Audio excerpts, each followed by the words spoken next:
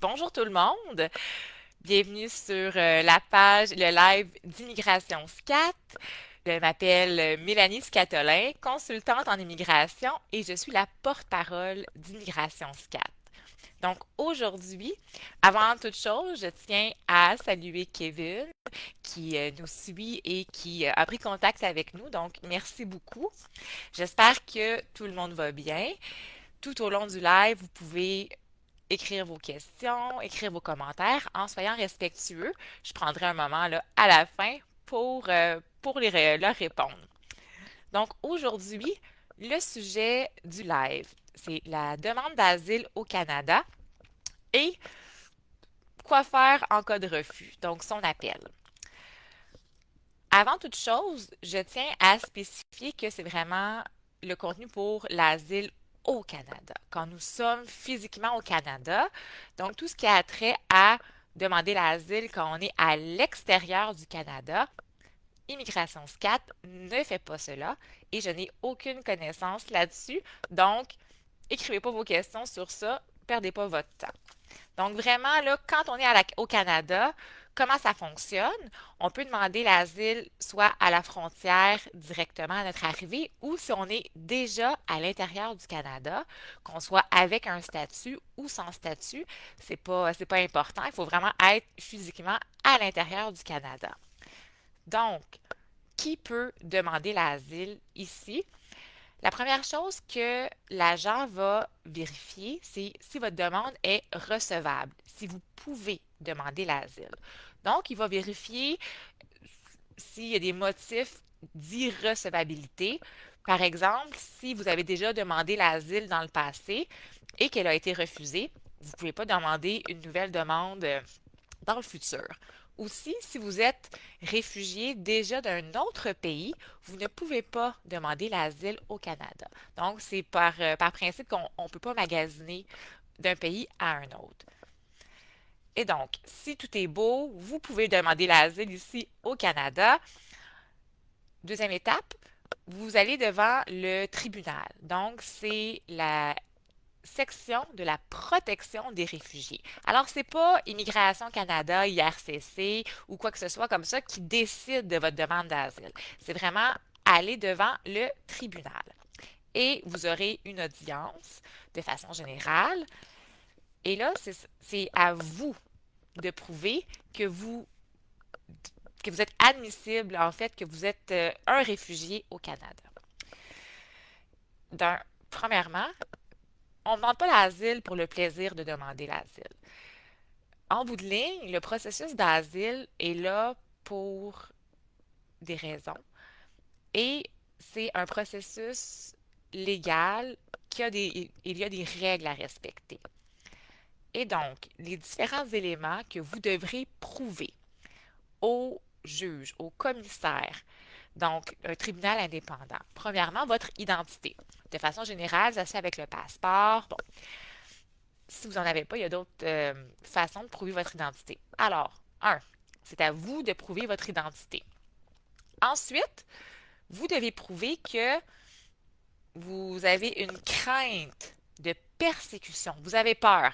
Premièrement, vous-même, en tant que personne, de façon subjective, vous avez peur de, d'être persécuté dans votre pays. Et deuxième chose à prouver, c'est que objectivement, il y a une crainte. Donc, ça va prendre des éléments de preuve neutres, souvent des recherches ou des évaluations comme avec Amnesty International ou des documents des Nations Unies qui démontrent que, objectivement, il y a une crainte de persécution dans votre pays. Et un élément fondamental, c'est que cette persécution-là doit être fondée sur un des 5 motifs de la Convention de Genève. Donc, seulement 5 motifs pour lesquels vous pouvez demander l'asile au Canada. Et c'est premièrement la race, la nationalité, la religion, appartenance à un groupe social ou les opinions politiques. Donc, si ce n'est pas un de ces 5 critères-là, vous ne pouvez pas avoir le statut de réfugié au Canada.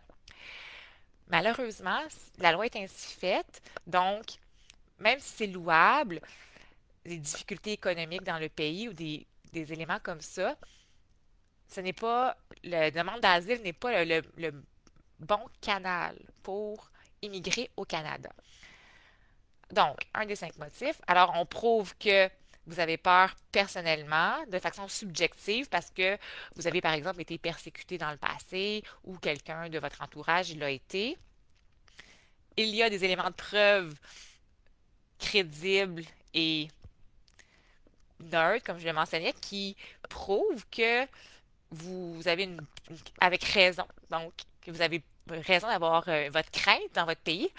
Et ensuite, on doit prouver qu'il n'y a pas de possibilité de refuge interne. Par exemple, si vous êtes persécuté pour vos opinions politiques dans une région de votre pays, mais que là, si vous déménagez dans une autre région, cette persécution-là arrête. Donc, vous devez prouver ça. Ensuite, on doit prouver que l'État ne peut pas ou ne veut pas vous protéger. Par exemple, si l'État, c'est lui-même qui vous persécute ou c'est les forces de l'ordre ou les choses comme ça.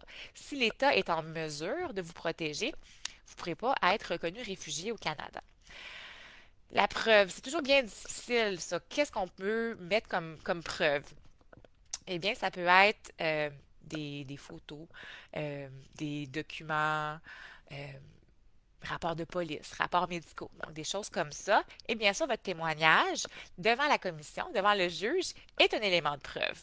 Alors, lors de votre audience, vous allez témoigner et vous pouvez faire venir aussi des témoins qui peuvent venir corroborer, venir appuyer ce que vous dites. Ainsi, le poids central de la demande d'asile, de la preuve est la crédibilité. Donc, du début jusqu'à la fin, vous devez toujours dire les mêmes éléments. Donc, faire attention de ne pas se contredire. Si le juge vous pose des questions, donc répondre véridiquement. Il y a toujours un fil conducteur avec tout ce que je dis dans mes vidéos. Vraiment, tout ce qui a trait aux fausses représentations, c'est toujours très, très négatif. Il ne faut pas en faire. Tout ce qu'on donne en preuve doit être en français ou en anglais. Donc, si dès le départ, vous obtenez des documents, mais dans une autre langue, pensez à les faire traduire. Et lorsque vous demandez l'asile, c'est un long processus jusqu'à l'audience. Ce que je suggère, c'est de ne pas attendre la veille de l'audience pour ramasser la preuve. Donc, vous pouvez commencer dès le départ, vous faire là, un fichier, une pochette avec accumuler les éléments de preuve au fur et à mesure que vous les obtenez. Et lors de l'audience, c'est le juge qui va regarder la preuve et décider quel poids il accorde à la preuve selon sa pertinence, selon sa crédibilité, et il va rendre sa décision par la suite. Si c'est favorable, il accepte votre demande d'asile, c'est super, vous êtes reconnu comme réfugié au Canada. Par la suite, vous pouvez demander la résidence permanente au Canada. Si c'est rejeté, donc c'est à ce moment-là que vous pouvez faire un appel. Alors, juste avant que je parle de l'appel, on n'oublie pas que c'est à vous, au demandeur, de prouver les éléments qui démontrent que vous êtes un réfugié au Canada. Il n'y a jamais de garantie avec un consultant ou un avocat, mais ça peut vous aider tout au long du processus. Et donc, si c'est rejeté, même si, bon, vous pouvez faire appel. Vous avez 15 jours pour faire appel de la décision. La section d'appel des réfugiés va vérifier si le premier tribunal, donc la section de la protection des réfugiés, a fait une erreur de droit ou de fait dans la décision. Et donc, si vous n'êtes pas en accord avec le rejet, c'est pas le rôle du tribunal de l'appel de dire OK, on n'est pas d'accord, on va prendre une autre décision. Ils vont vraiment regarder si la décision du premier juge, il y a une erreur. Et donc, c'est à vous de prouver encore là que la première décision a une erreur dans celle-ci. Et les appels, par la suite, font preuve de beaucoup de retenue quand c'est une question de crédibilité. Parce que il n'y a pas d'audience aux appels, hein, c'est sur papier.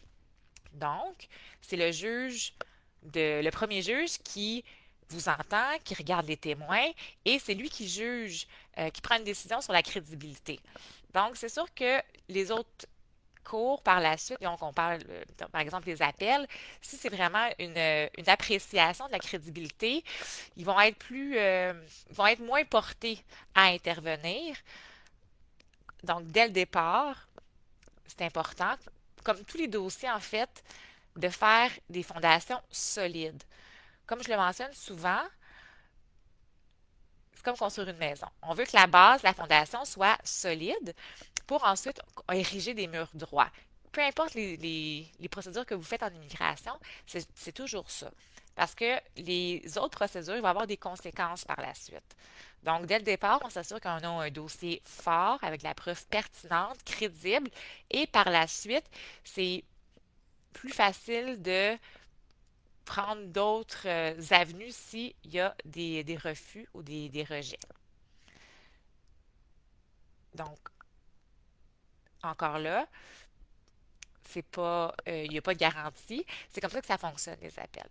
Il n'y a pas.